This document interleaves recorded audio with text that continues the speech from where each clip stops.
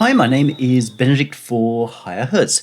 In this video, we're going to be looking at Reveal Sound's Spire. Spire has been a pretty big name. We haven't heard anything new from them as far as I'm aware for a while, but it's still a pretty big name and it's a pretty popular name. A lot of the people who use the instrument tend to be pretty rabid about it, and in many ways, I think that's more than fair enough. There is a lot about the instrument that makes for something that delivers quickly and easily. It can initially be seen perhaps at times as a bit of a one-trick pony, but it really isn't. Yes, it does lend itself to big trancey, access virus kinds of sounds. But it is possible to do a lot more than just that blah, blah, blah kind of thing with it, as I will show you, because I actually ended up writing a whole piece with it. As I went, it was like, oh, that's cool, oh, that's cool, oh, I'm going to make a piece out of that. And that doesn't happen with every instrument, so there's a lot to like here. A few little things to be aware of, but everything's going to have two sides to it. So this is the device as an overview. It's got the option to display itself in various different ways. You don't have a lot of options.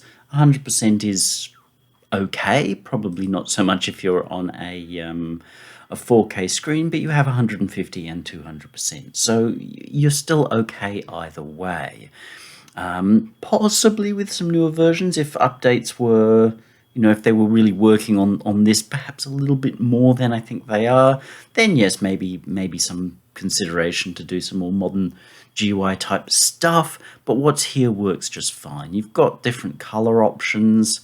I guess if that amuses you, it kind of looks real pretty, but I also find that hard to work with. The original theme, however, is nice. There is also the option to get rid of the bit on the side. Bing, gone.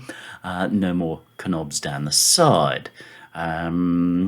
It's not a thing I use a lot, these sorts of things, but they are there, and it's better to have them than not. So that's all a cool thing. We're feeding on the screen at 150%, so I'm not going to bother closing them down.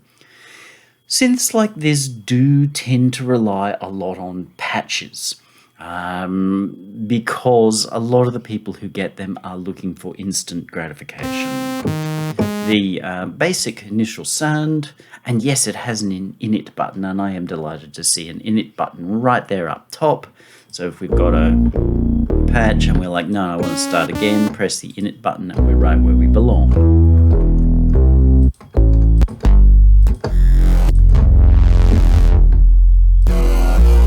It does seem possible to get stuck notes if you change patches in the middle of playing them. Whether that's a reason-only thing, I don't know, I just discovered it as I was starting this. Again, you notice that tendency for a VA-ish trance kind of a feel to a lot of the presets or sounds. That doesn't necessarily limit you as to what you can do.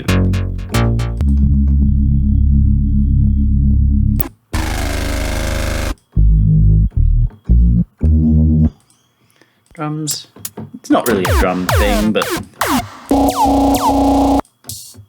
there were some kind of cool, clever sounds in here. It's not big on instrument sounds. Oh, clarinet.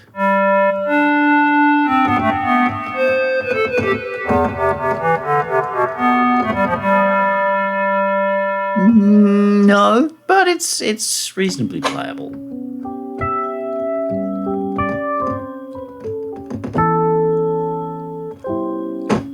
Oh, I think we got that stuck note again. Gone now. Flute.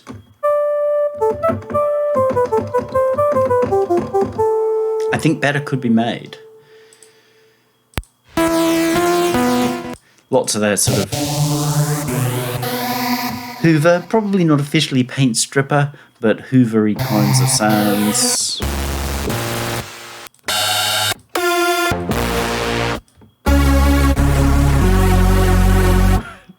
Hoover. It calls itself a Hoover, so why not? It is very capable with some nice pad sounds.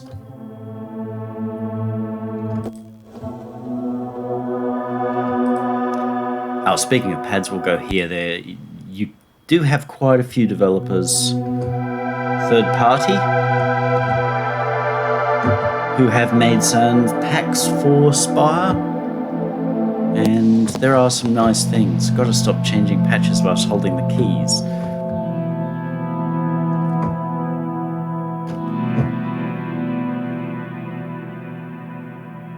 I got it.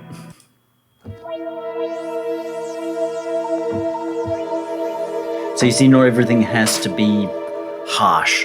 It's capable of being a rather beautiful instrument in its own right. There's also a lot of arpeggiated kind of.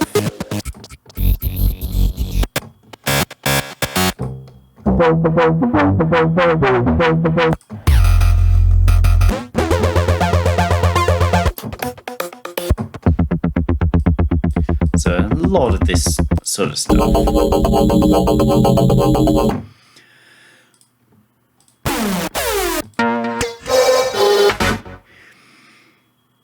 Patches, if you want to get into patches, there's a fair amount there, but I think the real joy with these kinds of instruments comes from actually programming them from scratch. It requires a little bit of effort, but as I said at the beginning, this instrument is prone to delivering nice sounds, usable sounds, interesting sounds, chewy sounds, surprisingly easily.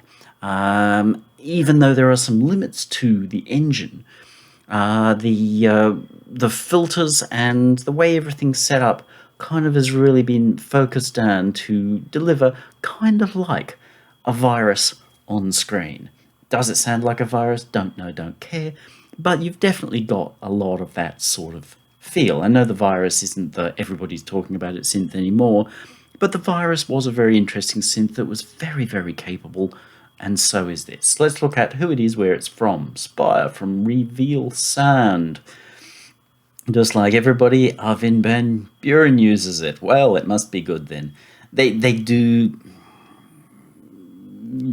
use a lot of this whole trance lifestyle kind of stuff in their marketing, which I guess fair enough if these people are really using it, and it probably does suit the sound they're looking for, but please don't buy the instrument thinking that I bought this instrument, therefore instantly I sound as good as Arvin van Buren, because there's a lot more to it than that. It's possible with instruments nowhere near as cool as this to get amazing results, and I doubt that Arvin van Buren got famous from Spire. It's probably after he got famous, everybody kept handing him their stuff, saying, will you promote us? And he's like, yeah, man, whatever, who knows? But please don't let the lists of trancey faces lead you to believe that you're going to get a great instrument. Look at the instrument, and that way you can find the greatness that is within the instrument. Pricing, it's not a cheapie, so there are quite a few other options out there.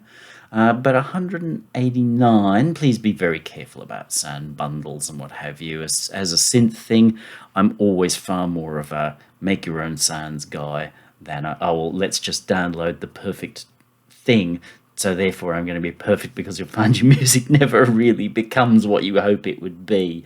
Better to work with basic sounds and build something good than work with blammin' sounds, and it turns out that 48 people have already done the same thing and your track is like, it's just. Matter of fact, on that point, I saw somewhere in a group somebody had presented some of his music that he believed was the most excellent because he'd got a few placements. So he, I think possibly rather heavy-handedly, approached another placement agency, and the response was basically sort of saying, we've heard enough of this kind of I'm not going to name who, but we've heard enough of this kind of preset loop stuff. Why don't you come back to us with something unique and original and compelling? You don't want to make that mistake. At $189, as I said, there's a lot of competition out there. You're up against some real heavyweights, but probably one of the things to make you consider saying I'd get this over the others is particularly in, just as I said, the kind of immediacy. If you're here to program, the immediacy of impact that you get in the oscillator, particularly the filters. The filters are fun. In that point, you get a lot of interesting sound. That would be the thing that would tip me over on this far more than any other feature. Now, before we go further, I'm a Reason man. I am well known as a Reason man. I am showing this in Reason. There is a discussion to be had, fairly briefly, about the Reason rack extension version, ReSpire. ReSpire is not the equal of Spire. It set out to be, but it did not become that. And before agreeing to do this, I did ask that we have a conversation with Reveal with regards to that. This is what they sent back. We would like you to review the VST version. Since Reason fully supports VST, and due to some RE platform limitations, so that's the rack extension SDK, no doubt, we are focused on further VST version development. So please understand that what I say about Spire is about the VST. Entirely up to you what decision you make on the rack extension version, because they are not the same thing. There are things that didn't make it to the RE version, therefore not equal to each other. Moving forward, we'll run through my good and bad.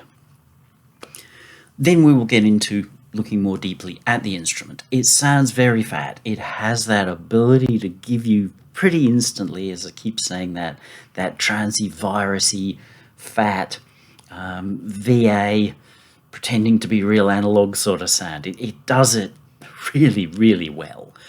It is overall well featured. The effects, sometimes I just find I don't get into them. Sometimes they really solve or take the patch somewhere else. So I will say they're good, but they're not necessarily all-rounders. So if you find that the onboard effect is not getting the result that you want, be prepared to turn it off and go and get an effect from the outside world, which is probably better suited to what you're doing. Something I do like, and that is often missing in things, is that this has the ability to copy and paste between things. So you've got your 4 oscillators, and you can copy oscillator 1 and paste it into oscillator 4, or 3, as my finger count would be. That's nice. It's useful. Be surprised that quite a few things don't do that. Europa doesn't do it. It's been a featured request. There are some good and bad things about the copy and paste. The copy and paste means that your filter, so your oscillator 1 and 3 end up being exactly the same, which may not be the wisest thing. Having to create oscillator 3 from scratch with what you can A-B and remember about oscillator 1 means you're more likely to come out with something different. People see that as a failing, but then you might also find something really cool as a result of that. Swings and roundabouts, but it is software, so the ability to copy and paste is nice. The bad. One of the problems is that it's got that sound. And as I've already said, you need to be very careful that you don't just fall into the trap of going, oh, well, I have that sound, therefore I'm golden. And that's not the fault of the device, but it is part of their marketing to say, you get this, you're going to sound like Arvin van Buren. That's the implication. And that is a trap. So just be aware of that. It's not a fault of the system, the synth as such, but it is a thing you're encouraged to think. Now, there is no sample import or other way of pulling in or creating other waveforms. And I think, well, I miss that. I think I would miss that. Europa has the ability, I can pull in a sample, and does it sound exactly the same? Not at all, but it gives me a different waveform. I can also use the MSEGs to create my own waveform or waveforms and use them. There just doesn't seem to be anything in here that says, here, we'll let you create your own waveforms from scratch. And I think think it should be there now, especially at this sort of price point where you've got seriously heavyweight competition. That's not going to stop you from using the synth and enjoying the synth and getting a lot out of it, but it's one of those things that if I were looking at it, the filters might really tip me over, but the lack of open-endedness on the back end, I can't plug something else into it in terms of new waveforms, different stuff. That's the sort of thing that might tip me off it. Because, let's say, Predator 3, wonderful filters, lots of variety in the filters, and they are wonderful. They don't sound the same as this, but they are wonderful. And then you've got that whole drag and drop additive, make your own sound sources in it. It's one of those balance things. You have to decide where you go on that. But I do feel like, seeing we've got lots of buttons and there's a little bit more space on the interface for some more buttons, then why not use all the advantages that you say that developing and being current in the VST world gives you, and give us that feature. Righto. Now, I'm actually going to show you some of that piece that I made. It's called Pearls, and it will go on an album, which is mostly in the can, and I wasn't planning on doing any more writing for it, but this just happened, and who am I to argue? It's an album of goth tracks, beautiful goth, not that sort of techno goth, but beautiful goth. Early Clan, Zymox, that sort of direction, the Cure, Nothing Left But Faith, that sort of direction. And I liked the sounds right from the beginning that I was getting. So just dipping through.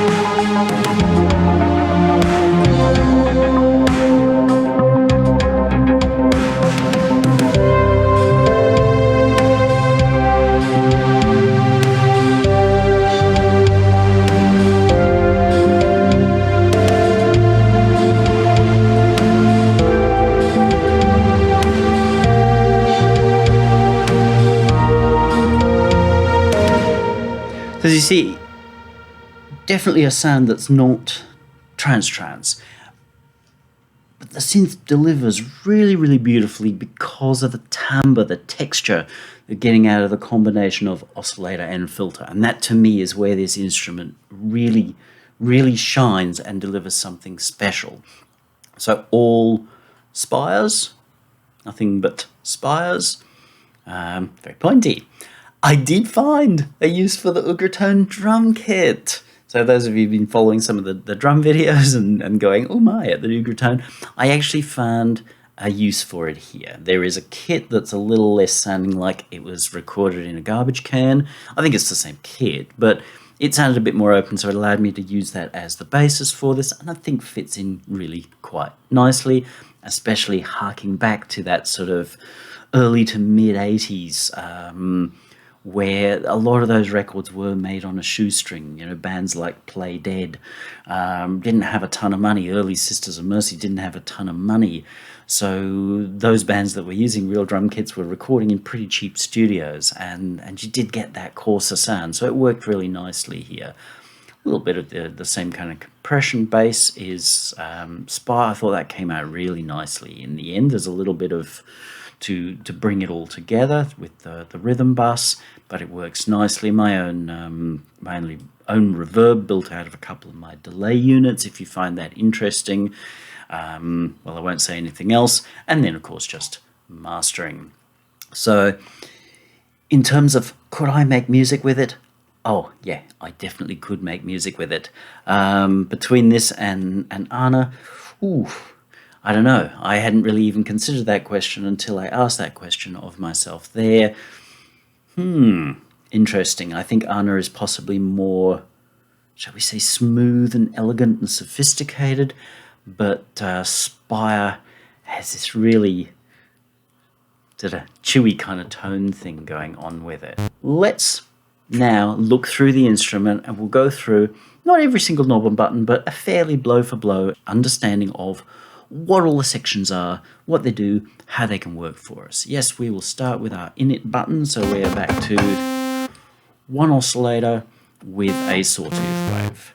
It doesn't sound super inspiring, but that is to be expected. Let's put a little bit of delay in, not ping pong, not like that.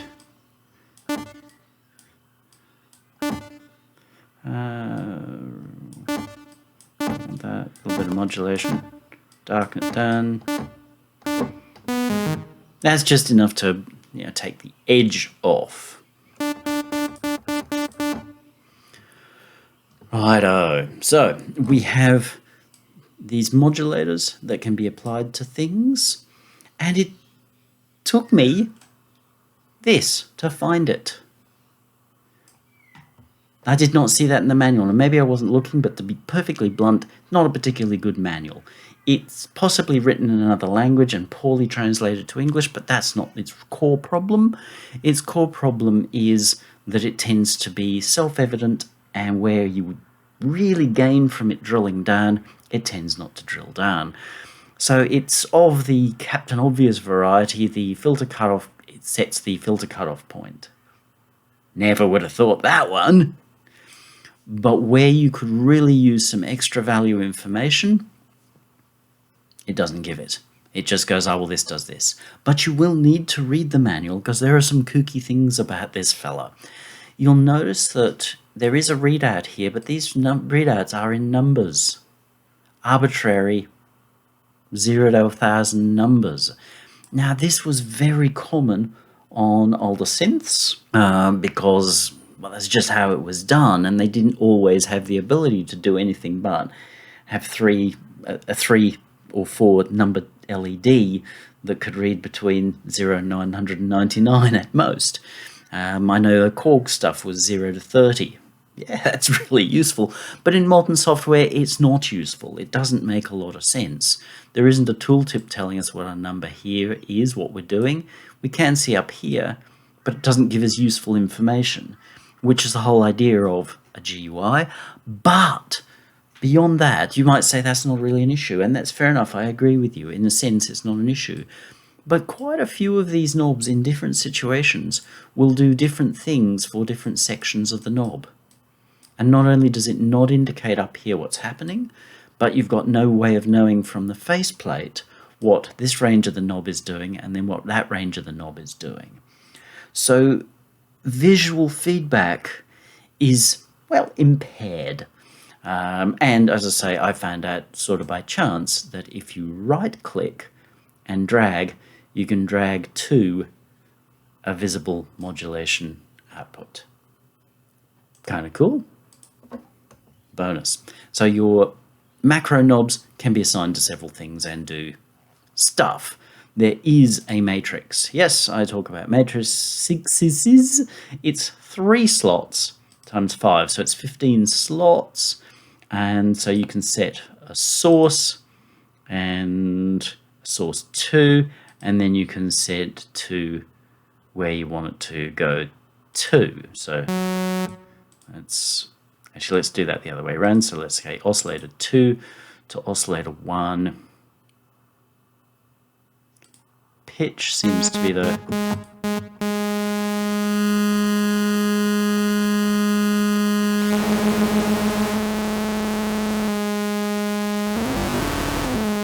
That's coarse FM.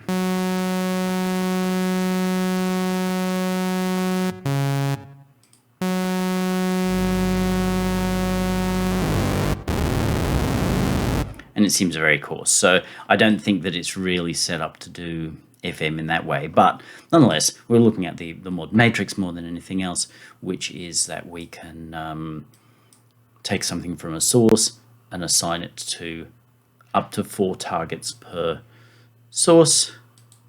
And the second source, I'll say I'm a little confused by, is that hello. Envelope 1. Let's go out and have a look at this. This is interesting. I did not encounter this. Actually, let's make that envelope 2.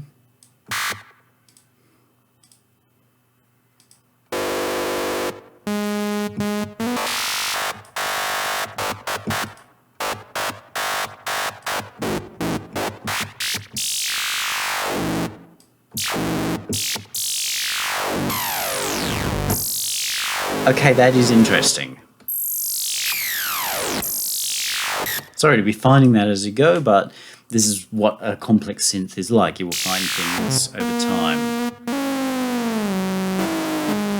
Exactly what's happening there, I'm not 100%, but it is interesting.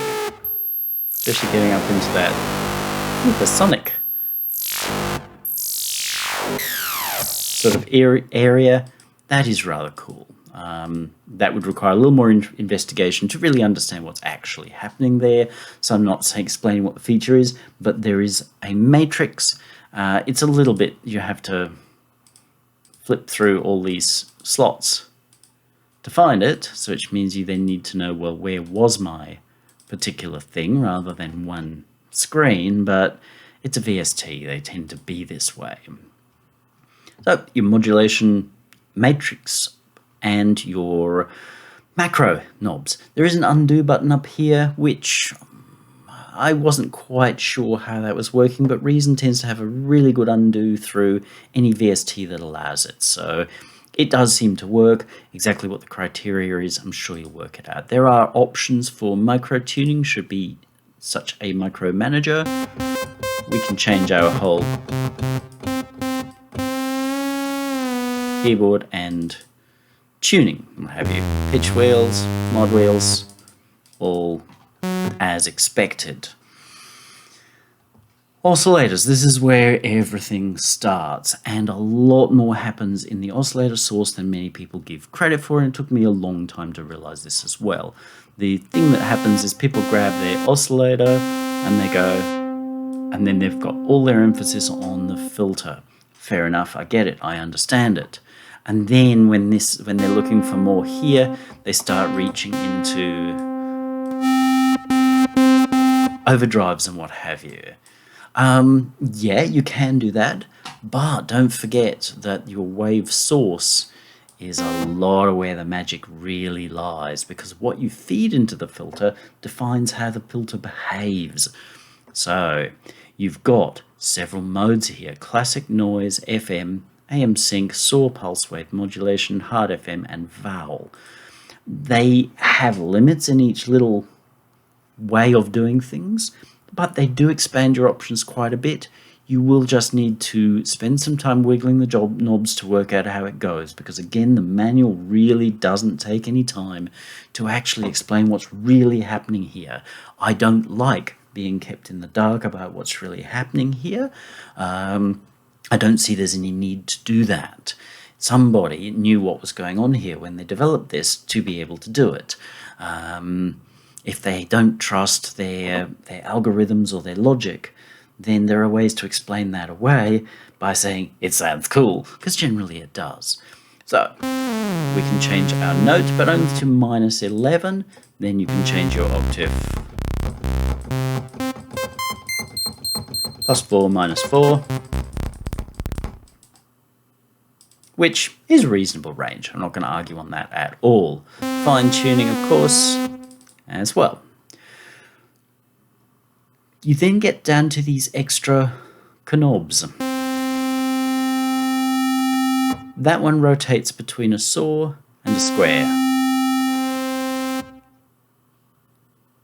Only those two. Then you've got Control B, which initially does nothing. But if we're partway through something, this becomes a pulse width knob. So we can be half and half,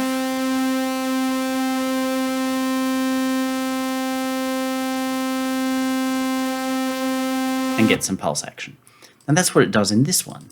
In other models, it does different things. There is a phase thing, but that's not the same as pulse width modulation. That just defines the phase of the oscillator.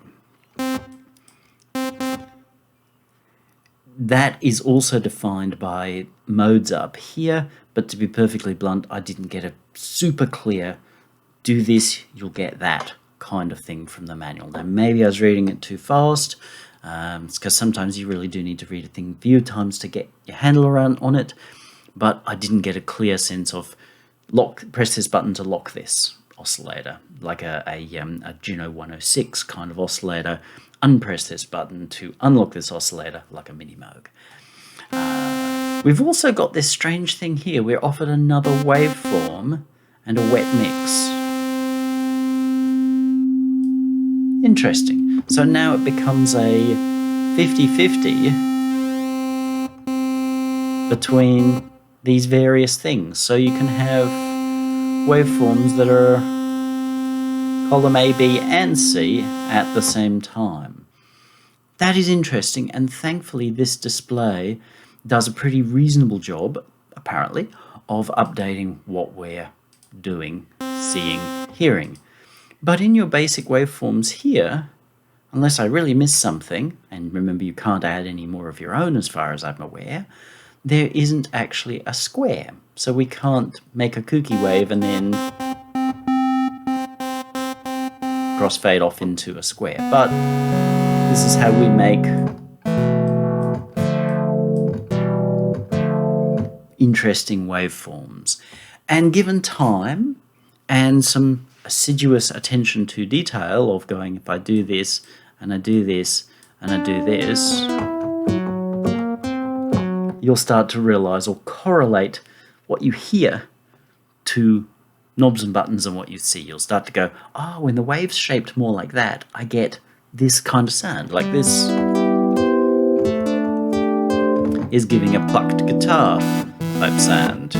Not so much like this, because it's very, very harmonic-y. Not harmonica-y, although those tend to have a lot of harmonics too.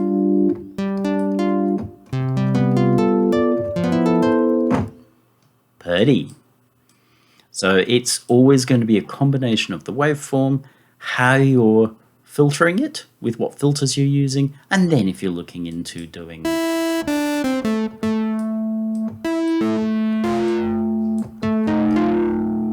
I find the shaper modes aggressive, but while I like drive, I prefer it to be fast, softer. Right, so that's our main, what we call classic oscillator.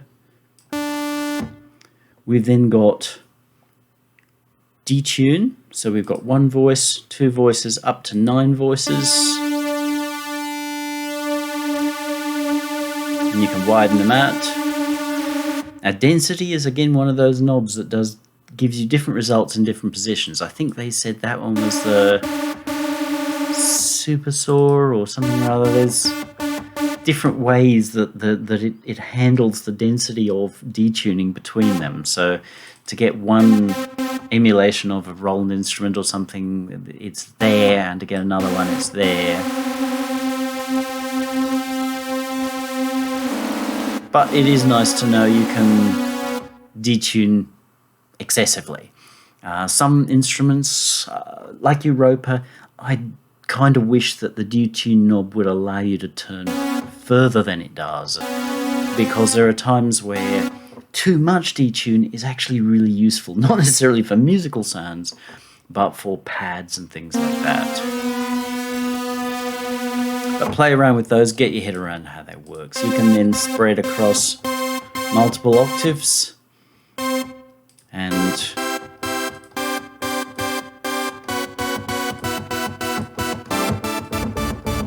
for various chord versions if you want to get into that kind of stuff. So if you're after sort of Jupiter 8 with 2 voices,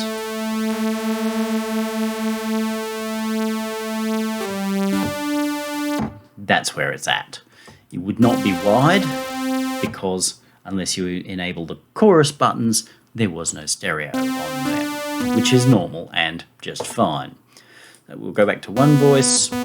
There is the analog button that apparently makes the synth behave more like an analog synth. Whilst we're talking of that, there's a drift button here. Drift button is just a preset on or off.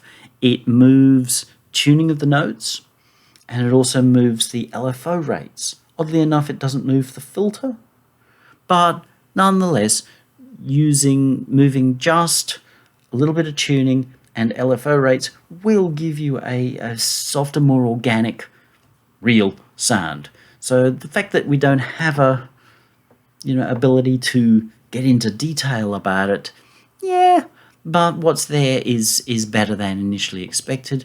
And then you've got the analog button for whatever that does.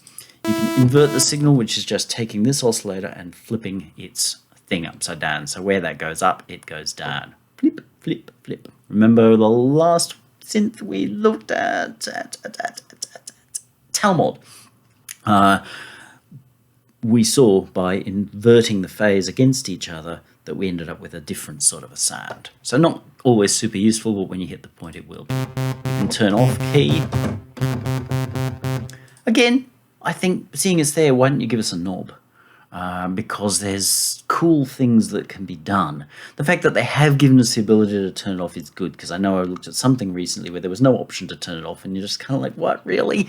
But button, knob, could be a tiny knob, just to give us the ability to set something different outside of that, because there are interesting sounds to be made, especially in sound effects, scrapes, background droney sorts of sounds, where unusual key follows are quite cool. Panning, to be expected, goes left, goes right, and then filter input. Is this oscillator going to filter 1, filter 2, or both of them at once in some balance thereof?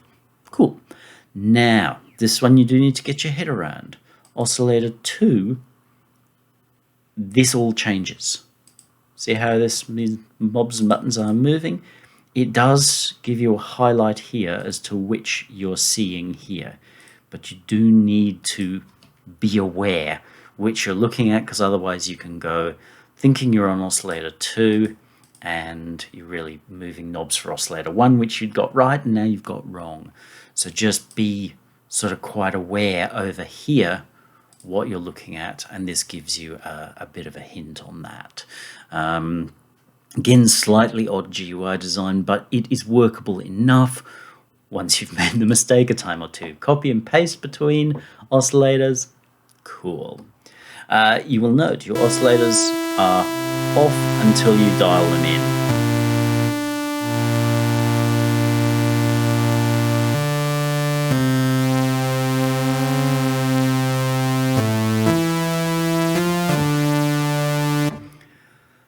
Whether there is some kind of drive on the front of the filters, I'm not sure, but I wouldn't be surprised if there was. But there is a feeling that there's a bit of drive running all the way through this, and that's really good 99% of the time. Occasionally you might find a situation where you feel like, oh, I wish that was a little cleaner, in which case it probably is going to be a case of changing your gains. Cut them right back here, so we're feeding a finer tone in then, and then output here, and if necessary, use a gainer plug to increase your output on the other end. But you can get a cleaner sounding instrument, but at the trade-off of some of that chewiness. But sometimes that kind of chewiness can become problematic, that you can have string sounds or pad sounds that just feel like they, which takes the beauty and the sheen out of them. But generally speaking, this instrument is designed to do a little bit of that, and it does it very pleasingly. Might as well turn that one off. Now let's look at these other modes. We've got a noise mode. It is tuned. So you do need to look at how you're handling this. You can change your noise shape.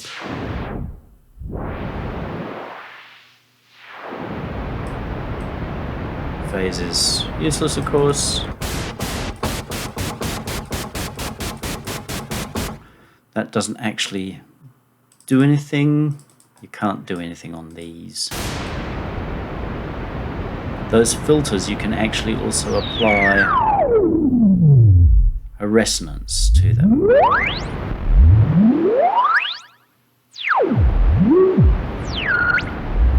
So as you see, we've got a pair of high and low pass filters, and it's how we pull them into play that defines our noise that we hear.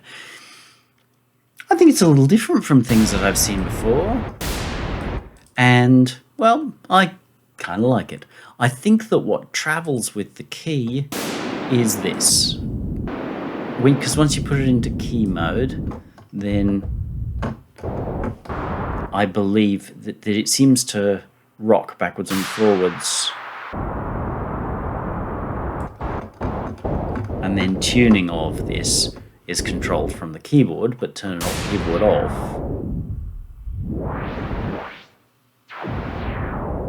And then you've got control kind of as you expect. Unusual, but interesting, very interesting source. And then of course you can fade to something else completely. So I know one of the sounds in that piece, Pearls, is built from a combo of the noise oscillator with a little bit of tone in it and a tone oscillator, and some of the shaper, filters and shaper, and gives that cool sort of aggressive type sound. Let's just initialize. Next module is FM. This one, I must say, I feel a little incomplete over. Let's open our filter. So that's your FM, sine wave, sine wave. And then you handle your offset, or your tuning of the second operator up here. And you can fade back to whatever the donor sound is.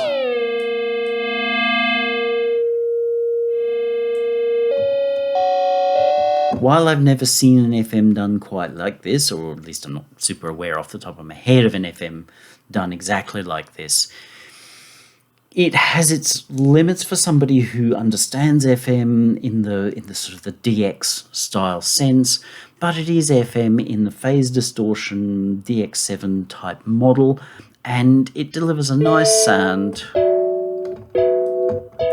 which can become very usable within the system of the instrument itself. So I wouldn't complain about it.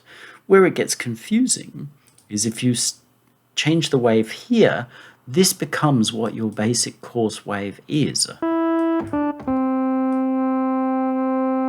See, same thing. And then we're adding our, what I assume to be sine wave, overtone.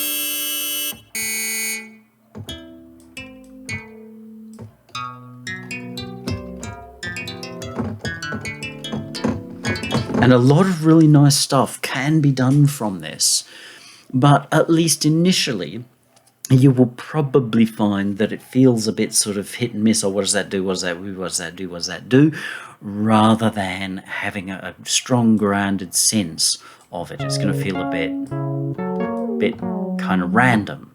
But that said, it's capable of delivering some really nice sounds just from the one oscillator. So that is pretty cool. AM sync, so that's amplitude modulation. Let's open this back up.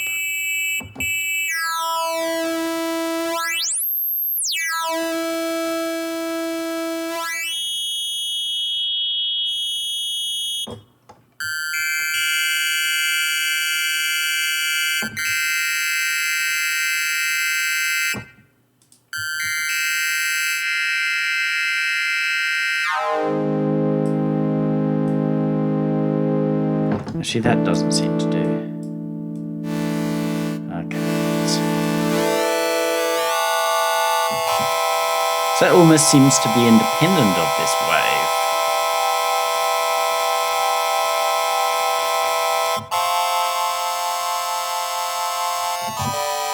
wave. Again, I can't fully get my head around what it's doing. Not because I'm not capable of understanding these things, but because they've got a model that they've implemented somehow, but really don't tell us clearly what's going on, because some of the function of these knobs or what these knobs are doing is kind of hidden.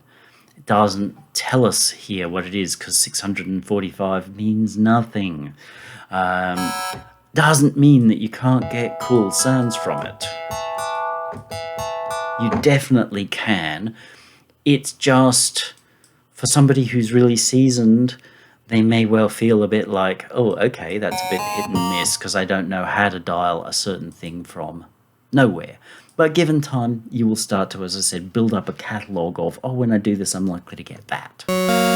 Saw pulse width modulator. So you saw me playing with what was kind of like pulse width modulation before, with using half a saw, but that's Classic's really designed more to do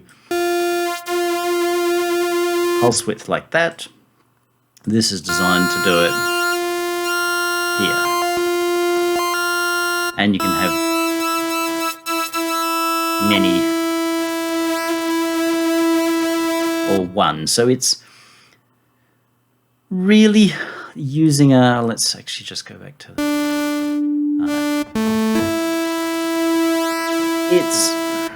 it's a variant on saw pulse width, but saws and pulse widths are a funny combination together.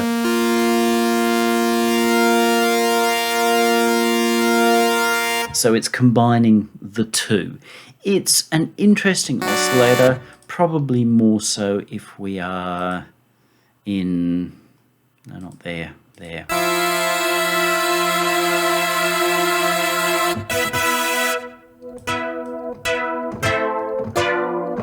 That kind of a mode.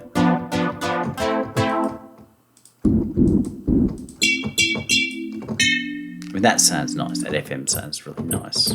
Ooh, squeaky. So no way am I saying that these sound bad. They're just, you kind of got to take a little bit of time to try to understand what they're doing, because the manual doesn't really explain what it's doing in anything other than Captain Obvious terms, which, seeing they've kind of made up a unique system, is not obvious at all. Hard FM. It's another form of FM which does get nastier.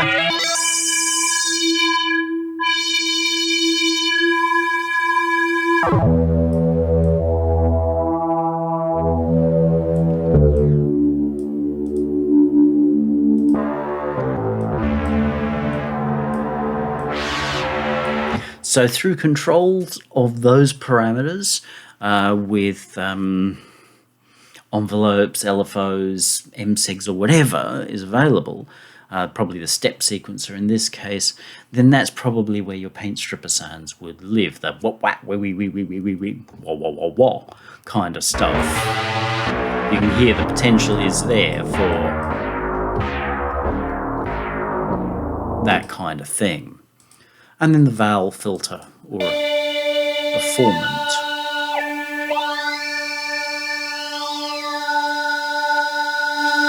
Let's go back to...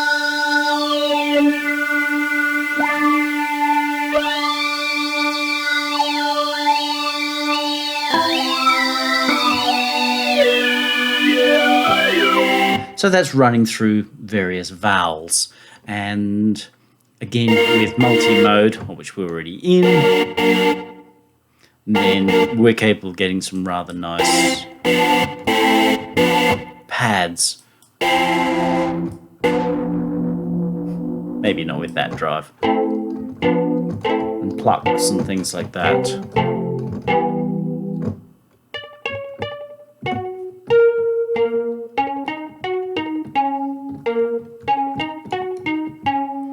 So there's a lot that's really lovely about the instrument in that sense.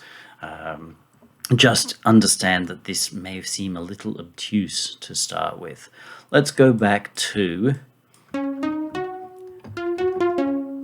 a basic sawtooth.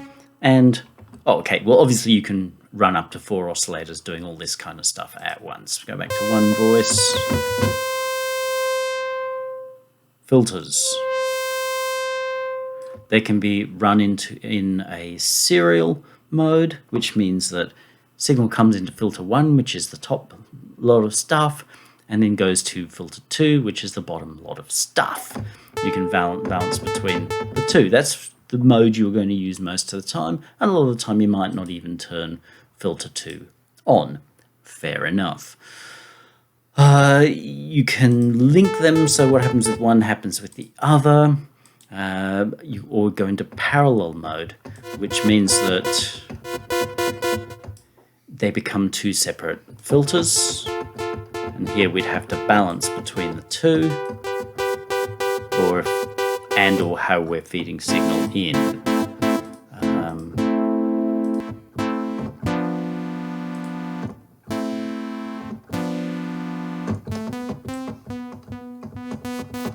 So linking means they behave together. Unlinking means, well, they don't. So you can run 2 filters, either one straight into the other or 2 as 2 completely different beasties. Let's turn that off before we get ourselves. Filters have got a few modes, oddly named, but fair enough. There's a perfecto, an pseudo, and an infecto, which they are open, is aimed at virus isms. Scorpio, which is one of their own, and there is some cool stuff in there. Combo, which is a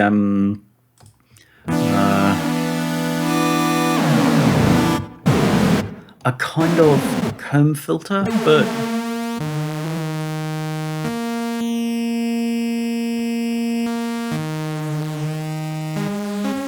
I'm not going to pretend to love these. It's not to say there isn't going to be use for them. Like you can hear there that having that in has fattened our sound. So let's say we put those.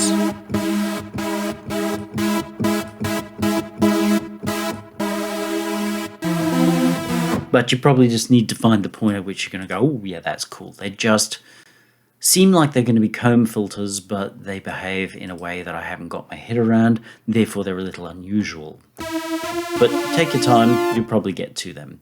And then on the end there's a shaper. We'll run through these. Perfecto. Each one has a few different options, but they're not the same options in each filter. Fair enough, they've chosen what they like well. The Perfecto is a nice all-round kind of filter. Bandpass. Some of the bandpasses are funny because they're only giving you like a bandpass 4, but for what they are, they sound good. But just understand, sometimes you might be better off going to a different filter than using the one that they're giving you there.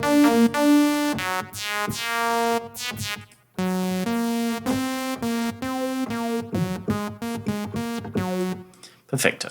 Acido gives us low pass in the 1, 2, 4 bands. Now, to be really blunt, I never got the feeling that I heard TB303 in this at all. I don't recommend necessarily, and I can be very wrong on this because I didn't spend enough time looking through presets to hear anything, but the couple of things that indicated 303, I'm thinking it sounds nothing like a 303 or even a 101.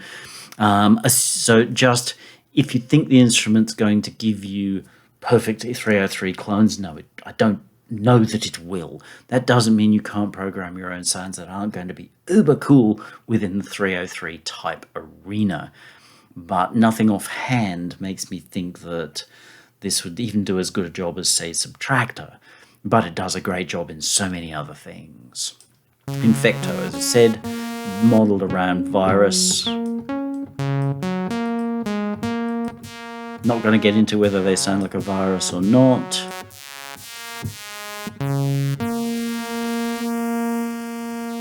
So you can slice a hole in the middle of a sound. So you might put it through that. Not that. That.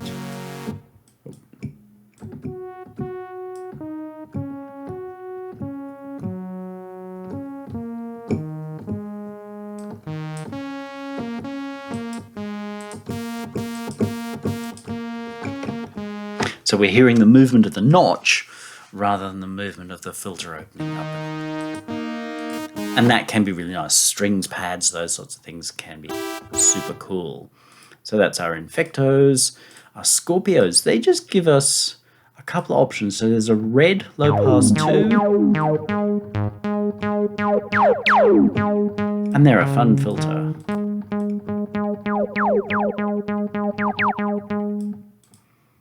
Black LP2 and 4. Don't quite know what it is about them, but they are nice. There's a high pass and a band pass. I don't think offhand there is a band pass 2, which I sort of think, oh, we look at the combo.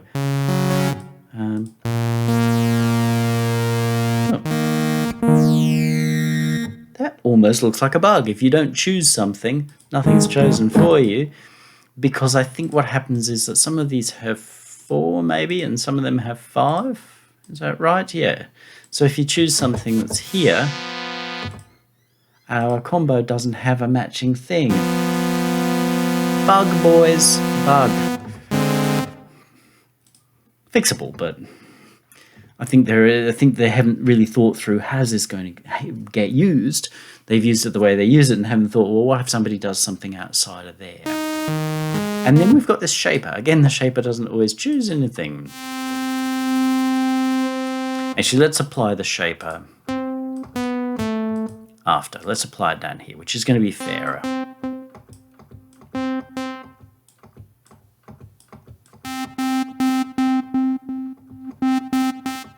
So it seems to move between low pass and high pass filter and a mix between not shapered and shapered.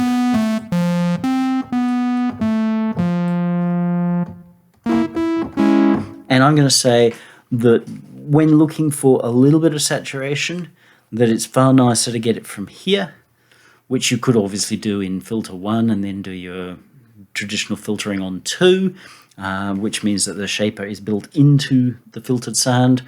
I just found that the wave shaper here tended to go to nasty, too fasty.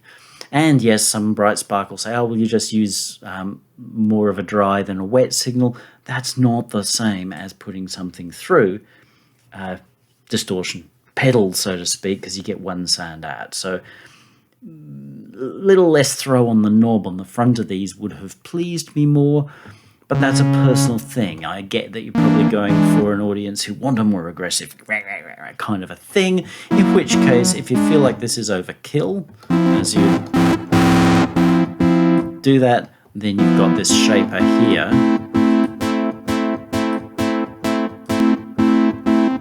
which is capable of being a lot nicer. And probably also in part because my guess is that's in the polyphonic path, and this is probably after that, therefore monophonic, which is fair enough. It's accepting a whole chord, whereas this is accepting one voice and one voice and one voice and one voice. So it's running however many you've got keys pressed down. Therefore, it's able to be a lot kinder. But the shaper, I do think is rather interesting. The foldback mode is a sort of a digital attempt at a stomp pedal, and folds backs can sound great or just like, what were you thinking? But they are an important thing to have on a synth. that is emulating anywhere from early house, where people were using digital distortion, so fold back digital units on their 303 clones, and you got a particular sound, through to things like viruses, because again, foldback was the way that drive was often made, and so it became the sound you heard on records. Ghastly as it might be, it is the sound you heard on records and came to love. So quite a lot of options in terms of what the filters will do, and they do it nicely. Let's look at envelopes. So we've got a pile of envelopes and a pile of LFOs. To me, it seems slightly odd how they're arranged, but maybe it makes perfect sense. We've got envelope 1, which is locked to amplitude. Fair enough, to be expected. We've then got envelope 2, but where's envelope 3? Oh, that's over here. LFO 1 and 2, LFO 3 and 4. Things are sort of split out. Now, maybe that's a good thing, but I kind of would have thought, why don't we put envelopes 1 through 4 here, and something or other. Maybe the arpeggiator would make sense there, because that's related more to amplitude, as in restarting the whole note. And then you could have LFOs 1 through 4, step 1, 2. Again, people are going to be like, why does it matter? But I sort of have to be like, oh, is it here or is it there?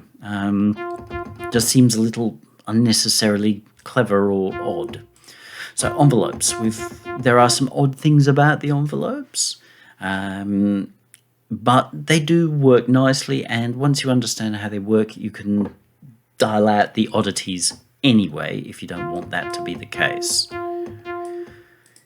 You can't do anything here, but if you click these and it's not obvious, there are a few cases here where there are things you can do that are not obvious. So again, read that manual. If you click these, they will change their shaping.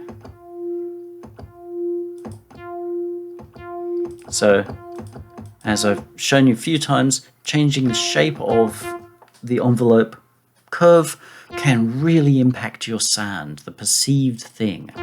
You're not changing the actual tone, but you're changing the timing of it, or tone over time.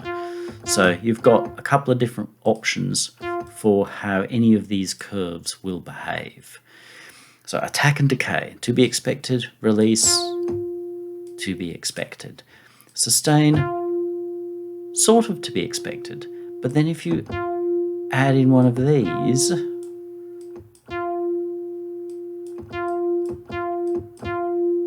now I can't remember how it works.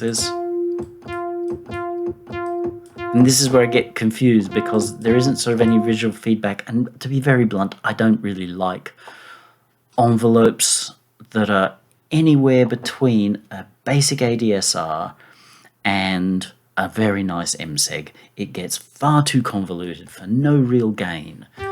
But there is the ability to set up these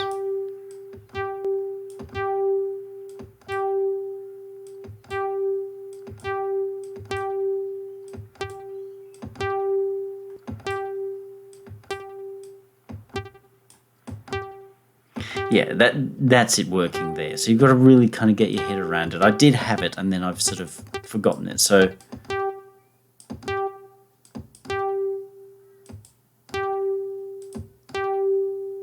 you can set up a sustain point,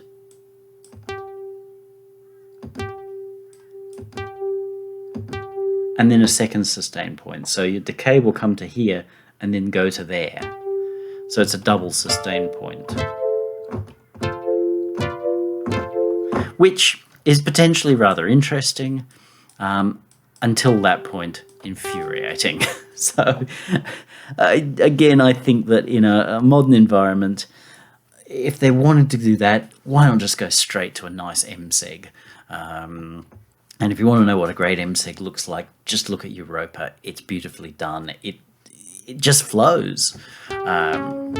We can then assign from here where we want that envelope to go. It's going to amp at the moment, we will leave it that way.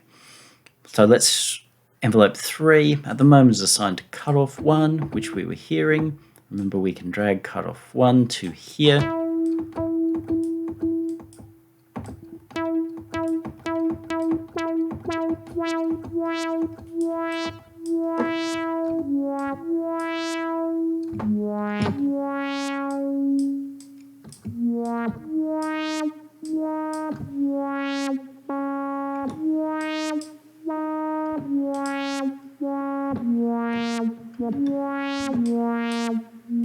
That's the double throw thing there.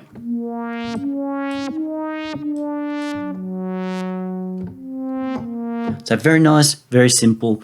Once you either learn to ignore those or work out how to use them productively. And don't forget, you can change your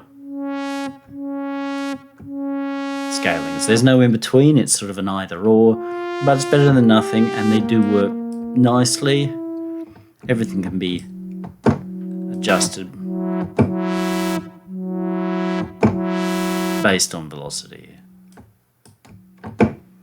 So you've got to set your first value, and then you temper it with velocity. That's nice. It's built in there already. So simple modulation right on the front without having to get into the matrix. That's all nice enough. No argument there. That's our envelopes. We've then got LFOs, a pair here, a pair there. So if we take our pitching, and we can assign that. If it's a bit much, we can back it off there. So one knob here, one knob there, can go from ridiculous to subtle. And that's good. I like that. Again, can be adjusted via velocity. Or if you want to get more complex, then you've got to get into your matrix to assign things like, where is it? LFO 1 will go to all oscillator pitch. Let's just make sure that we've killed that assignment there. We don't want to...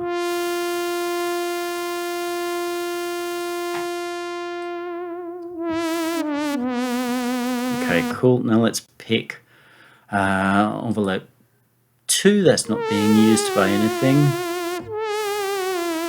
Okay, that is not working the way that I thought. That's why we were getting the result that we got last time. Interesting. It is interesting. It's working exactly like we'll take LFO 1 and we'll take envelope 2 and we'll combine what they're doing and send that to oscillator pitch. Now, that's interesting and it's unusual. The problem that I have is that it's not really delivering the result that I was hoping for. Oh, you've got constants, so you can have a source as a constant. What have we got? So we have to pull in, to do what I want to do, if we pull in a second one of these, I think, so source would be envelope 2 to slot 1 amount. If I kill that. Okay, so that's giving us what I assumed.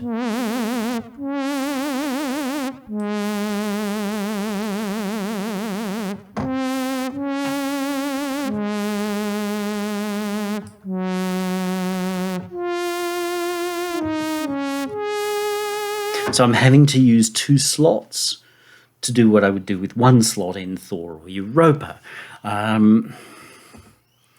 Little inelegant, seeing you've only got 15 slots, but 15 slots is going to be more than most people ever use.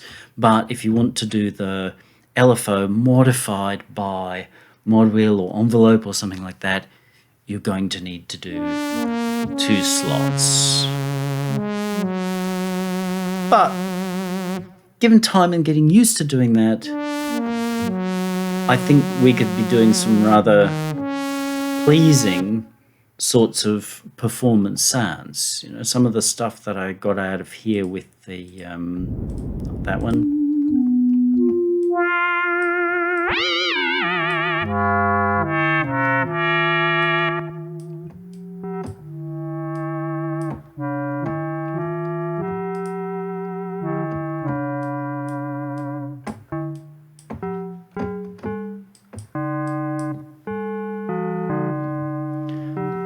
Means that we can get a fair amount of delicacy inside our sounds. So, cool, fair enough.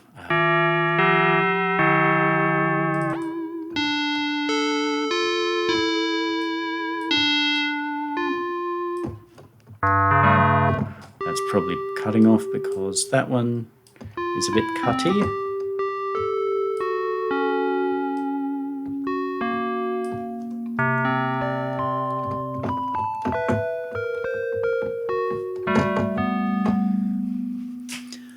So as you get to understand the bits and pieces better, you will find that there's a lot more control on what you can do. There are then these steppers, which, to be perfectly blunt, I did use before because I started doing this review quite some time ago.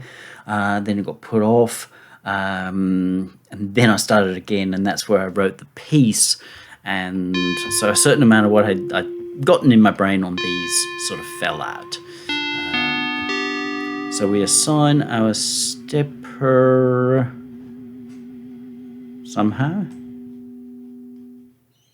Not that way, and not that way. So we're going to have to take our stepper 1 and send it to, we'll say, filter 1.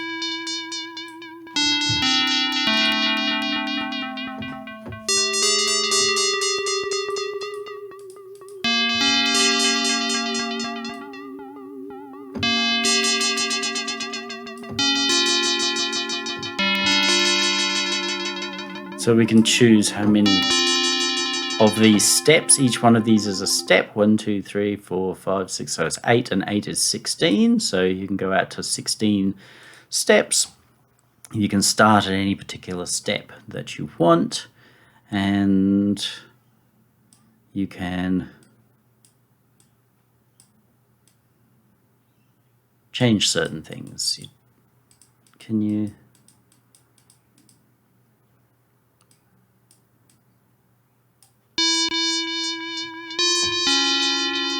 You can re-trigger, or you can unloop or not.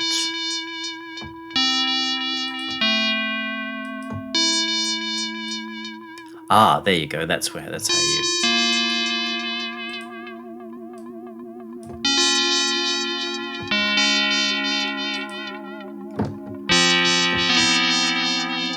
So you can make your own, I guess, sort of MSEGs, but I'm not going to call it an MSEG, even though it sort of is, just because it doesn't have all of the immediate kind of drag and drop ability of it.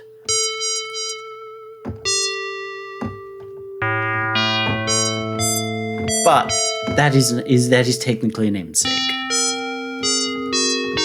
So if your envelope is a little too not exciting for you,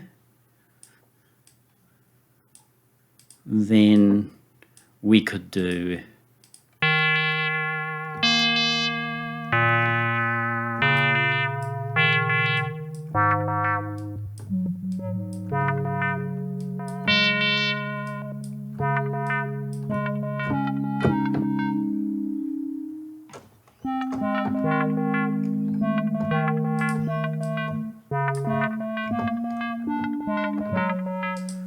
and that's cool. It's a little bit of an unusual way of doing it.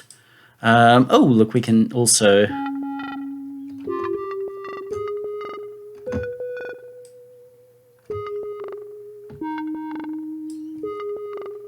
it's kind of cool.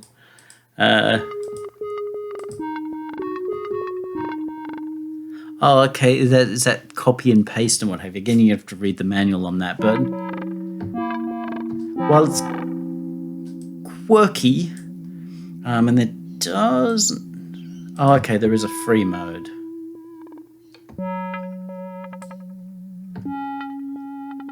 So you can be synced or whatever that is, SPOS.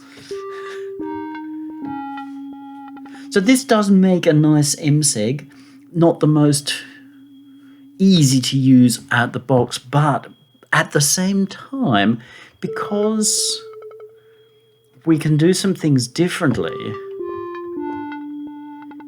if you understand an MSEG,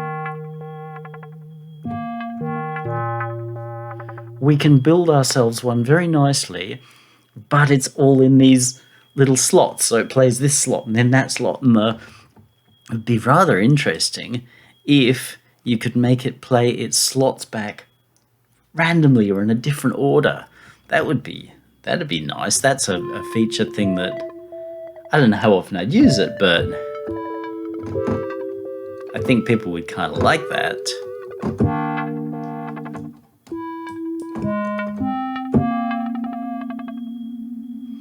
So the step sequences, which are really a form of MSEG, will be a little obtuse to start with, but once you get your head around them and what they do, then they're really a rather cool thing. There's another one of them over here. And then, there's the ability to copy and paste things. And then there's the arpeggiator. So we can put the arpeggiator on. That's interesting. It's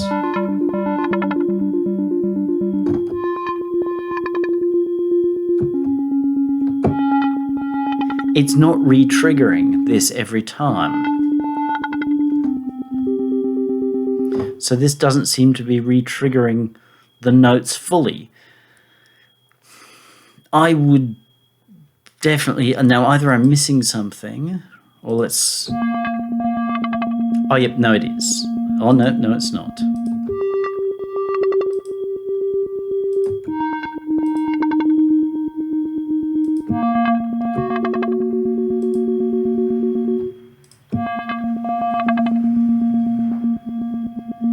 You don't hear this keep being re-triggered. Now, maybe I'm missing something.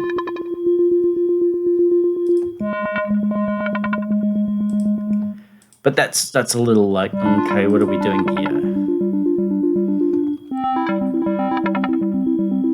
For the moment, I will just zero that, because it makes it a little harder to hear what else we're doing. Except that didn't zero, because I zeroed the wrong thing.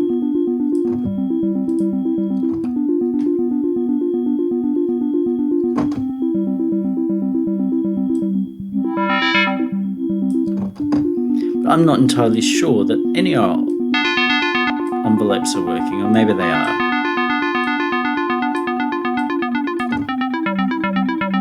Okay, fair enough. The envelopes are working, but how it interacts with the step thing, I don't understand. It doesn't seem to be re-triggering this. Oh, now it is. Okay, so you've got to understand the combinations of things before they will do what you think they're going to do. There you go. We will pull that off because it's a little complex. You can set gate length, your time.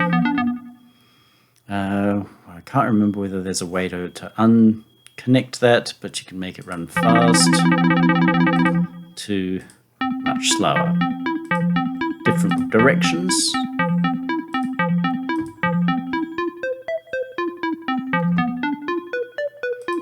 But you can also, just as I did here, say, oh, I only want to use the first 1, 2, 3, 4 of these. We can say I only want to use the first 1, 2, 3, 4 of these. It's not very visual, but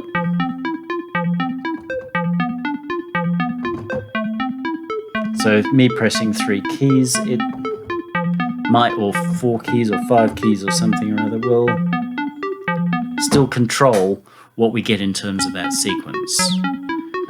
But you can also have it work as a step sequencer. And to be honest, this is where I got lost, because I didn't fully get it. I did end up with working results in my piece, but again, they just sort of seem to have come up with their own way of doing things, which I'm sure is super clever, but yeah, super out-clevered me. Now, very, very honestly, oh, sorry, the neighbours are deciding to shout outside. Shouting outside other people's doors is always good manners, yay. Then I tend to avoid sequences because I have a funny relationship with them. You know, it's like them and fax machines. It's like, why? Why do we ever do that? So don't take my oddity with it as being it doesn't work. It does work. It just requires you to understand the logic under which it does work, which is not necessarily the same logic under which Benedict works. So a lot of modulation, 1, 2, 3, 4 envelopes split across these 2 windows, 2 LFOs, 2 more LFOs, so that's 4 LFOs, a pair of these stepper MSEG thingies, and this ARP sequencer thingy as well. And again, the ability to copy and paste things from one place to another. Whether you can copy something here and paste it there, I don't know. There's an interesting thought. LFO2 will offset its symmetry. Let's copy that. And LFO4, paste. Okay, it works. Brilliant. That would have been kooky if it didn't, but seeing they're split into 2 halves, one did wonder. That's really the bulk of the synth. We've then got these effects. There's a shaper. Oh, any of these effects can be muted.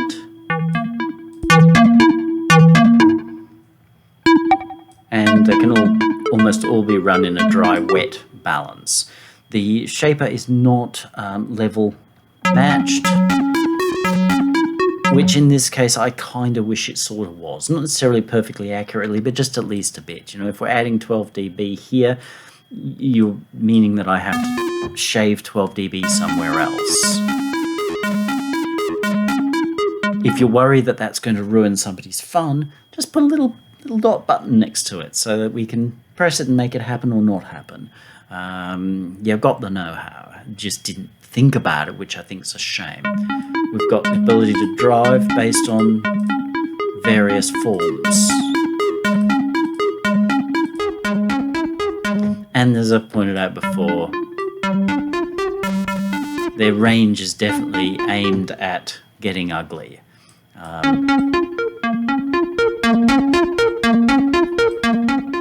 Yeah, sure, mixing wet and dry, but that is not the same as having one tube with your sound coming out of that tube, very slightly mungifying your signal, is nowhere near the same as going, yeah, let's do that. You might like the sound, but the results are not the same. But this whole dry-wet ifying, paralleling of things is so fashionable.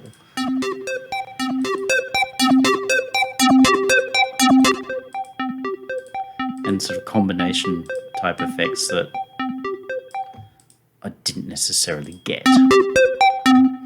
A lot of them you can bit crush, because that always makes things sound good.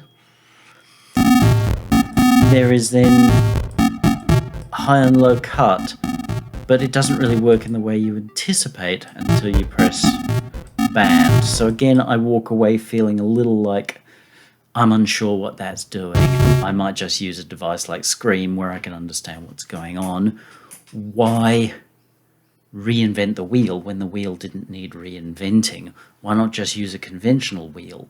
If you want to do something unusual with said wheel, start with the conventional use of said wheel, you know, like putting the spoke in the middle of it rather than out on the side, and then you show people how to offset to do kinds of things.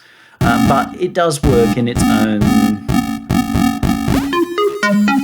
special way. I hate bit crushers, I just do. I use them once in a while, but I really don't dig them. But nonetheless, you've got quite a lot of modes there. It is a powerful device in its own way. There's a phaser.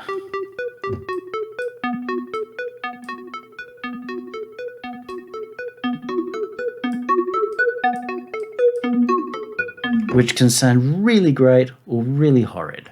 But to some extent, that's probably the nature of phasers.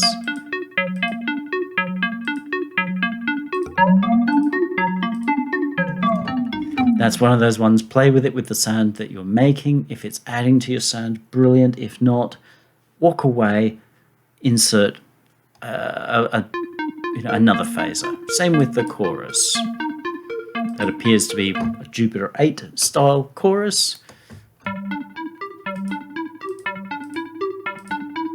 And now I don't know, some choruses I really never come to understand. Are we supposed to run them 50-50 to get good balance, or are we supposed to run them at 100% to get good balance? Never really sure. It's not just here. I have a few other things where I'm like, where am I supposed to run that? And people will be like, oh, well, wherever it sounds nice. But I actually like to know what the facts are. Where 50% is. Where is it? Why would you not tell me where it is? There are situations, yeah, where that happens. But with the ability to read out like this, I'm going to say, what's what? It just seems unnecessary not to be able to tell me. But again, it's capable of sounding really nice when you find something that it sounds really nice with. Otherwise, leave it alone. Insert a standalone chorus. You've been hearing the delay the whole way through.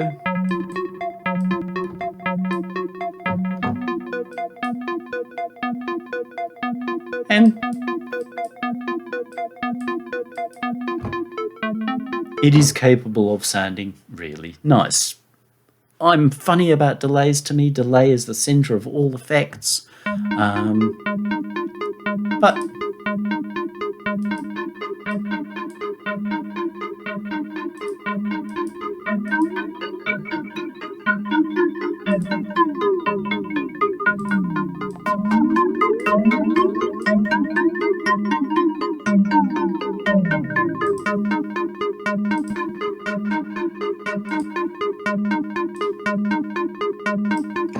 one thing I just realized that would be nice, seeing a lot of things do it now, is we can't rearrange the order of these effects.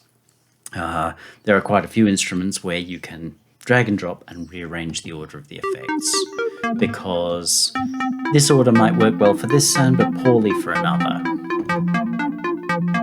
But interesting results there. Hit that and reverb.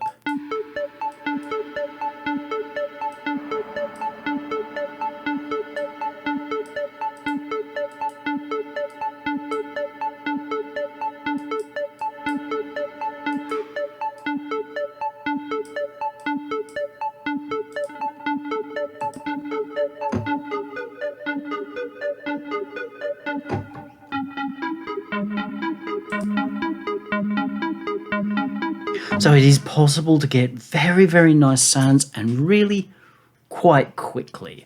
So they are good effects, but sometimes they just don't necessarily, either you've got to find out how they work because they're a bit idiosyncratic, or they just don't work for that situation, in which case move along, but they are good effects in their own way. There's down the bottom couple of things. Now, these are a little obtuse. Now, the X comp is actually an OTT style thing. So if you don't know what that is, there's a video that I made a month or so ago on the OTT plugin, the device itself. Go have a look at how it works. It's a brutal form of compression where you both pull up and push down at the same time. The aim being that your sound ultimately becomes pancaked.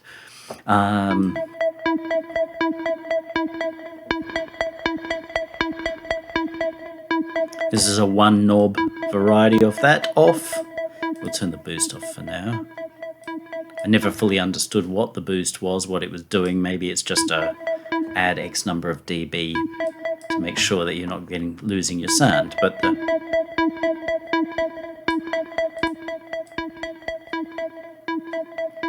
The compressor for these sorts of sounds can work nicely, but for other sorts of sounds that need to be more delicate, it can just brutalize them. But that is the nature of the OTT kind of process. So go carefully, but don't go thinking that that is an automatic replacement for something like, say, the ADHD leveling tool or proper compression. But it can be an interesting thing, so I don't have a problem that it's there, especially for the fact that you can just turn it off. Velocity, you control the whole instrument with velocity, of course, that's nice. These warm and soft modes, I didn't quite read the manual right, but I couldn't really work out whether they were warm and soft based on the whole output, that appears to relate to the whole output, or whether they were related to this EQ.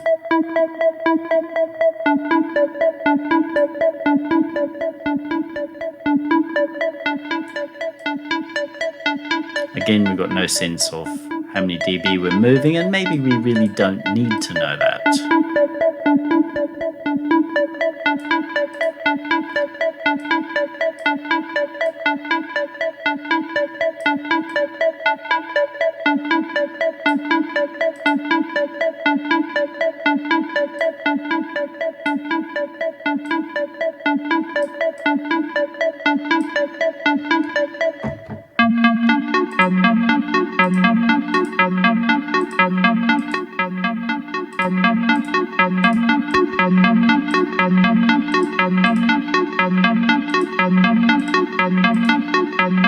Or maybe they're just related to the X comp. Don't really know.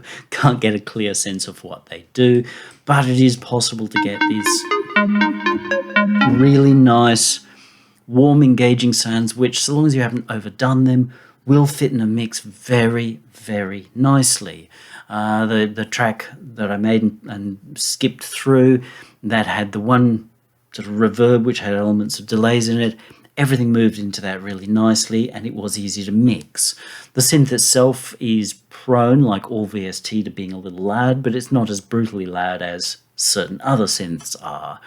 So at no point did I find it hard to mix the instrument, and I didn't get the impression that it was necessarily going to be hard to mix with other instruments as well. Some synths just feel hard to mix with anything other than itself, or even with itself, whereas this feels sort of easy to mix all round and has a really nice, pleasing sort of sound overall. Let's just turn this into a pad, because I really haven't played with pads myself.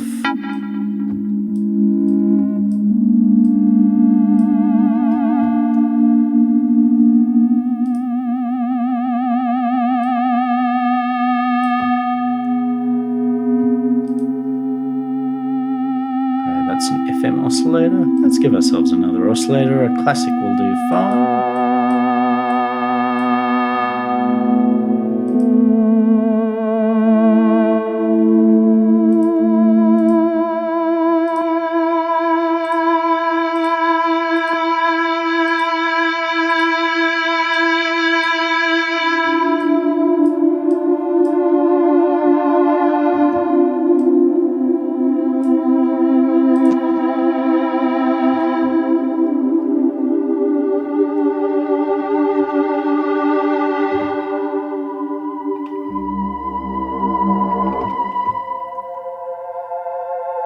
Can't complain about that at all. I've noticed no issues with regards to CPU usage. It's overall an instrument that I think has a character that stamps it as its own without necessarily making it, oh, you're using a D50 kind of thing. You do, as I warned earlier on, need to be aware of not just chasing the one exact sound, as though if you nail that exact sound, if I've nailed Armin van Buuren's sound, then I'm going to be a superstar like him. No, it doesn't work that way. Yes, there's instruments capable of delivering a fair amount of that kind of stuff, but work out how to get you there yourself. You know, the guy who invented the Hoover, that was a Oh, okay, that's different. It wasn't a case of, oh, that's the sound that everybody's using. I don't think anybody even knew what to do with the Hoover when they first heard it and encountered it. It was like, ugh. So don't assume that you need to get somebody else's sound to make your sound, but the instrument itself is capable of delivering a really nice feel and across a fair variety of stuff. Like you've heard, obviously, this pad, the nice arpeggiated thing that was going on. There were a lot of nice pads before. Pulled in some from my mum, whose name was Bellatrix, I think. There's good sound all around. I was really delighted in the end how the bass sat in that piece, Pearls. Go back and have a listen if you want to see.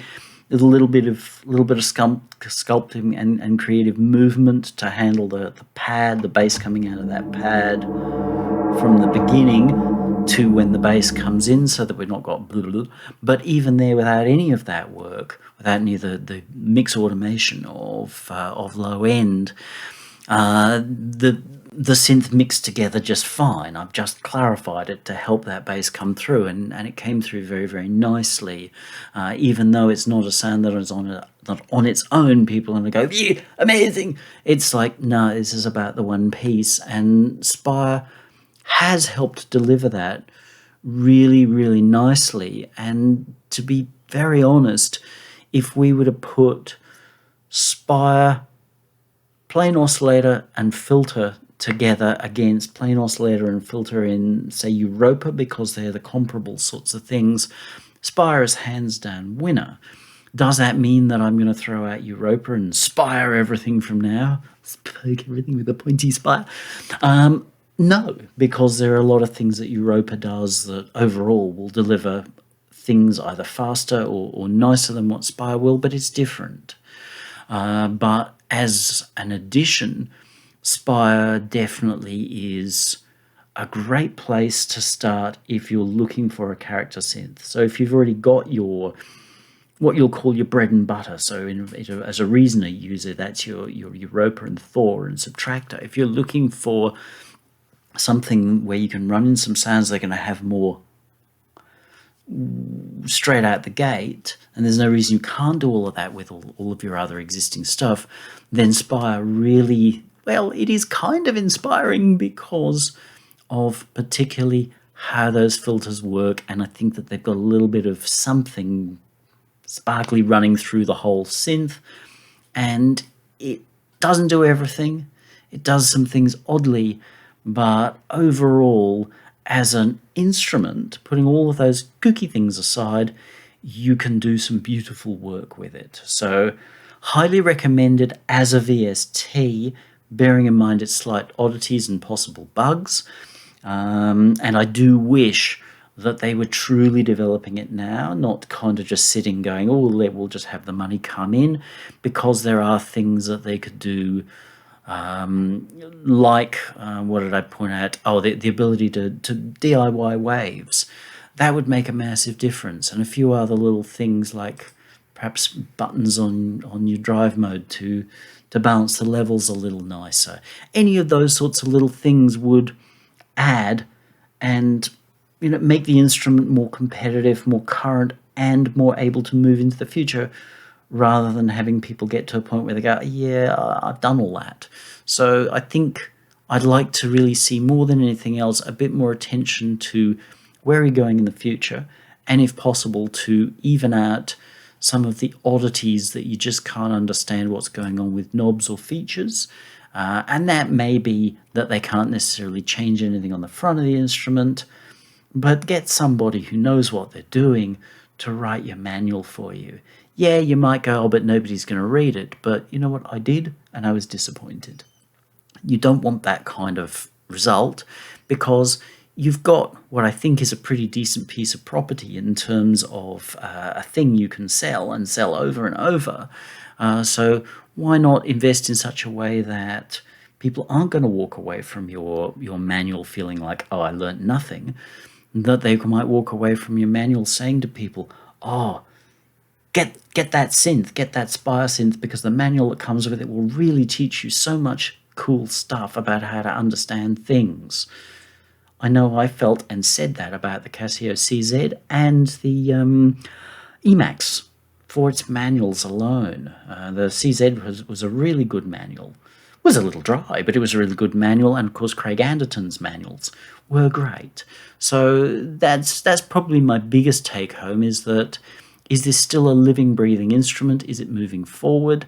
Because that would also make a difference between trigger pulling or dropping and moving along. What happens there, up to you, but as it stands, a very nice instrument that's capable of doing some lovely work.